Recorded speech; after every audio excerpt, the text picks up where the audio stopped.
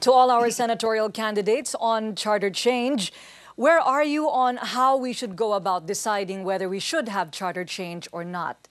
Should it be by referendum, by constituent assembly, or by constitutional convention, and why? Ang unang hakbang bago baguhin ang saligang batas, dapat pag-aralan muna ito. Hindi ng mga inappoint ni Pangulong Arroyo kung hindi ng mga eksperto mula sa iba't ibang field. Pangalawa, tanungin natin ang tao kung gusto ba talaga nilang baguhin ito sa ngayon. Kesa naman pagdebatihan natin at mag-away tayo sa survey, tanungin na lamang natin sa isang referendum, gusto ba talaga ng mga kababayan natin ito?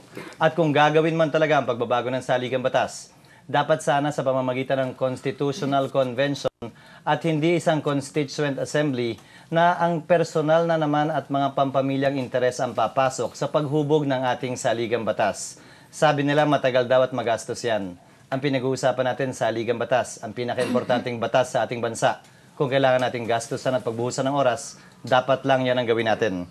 At yung sinasabi naman nila na ito'y kinakailangan ng gawin ngayon dahil mahalaga para sa ating ekonomiya, ang pinakamalaki at pinakamabilis na nag-e-expand na ekonomiya sa Asia ay ang China. Subalit, pinaka-protectionist din siya at maraming nationalistic provisions din ang bansang China, pero lumalago pa rin naman ang kanilang ekonomiya. Babalikan ko yung sinabi ko kanina.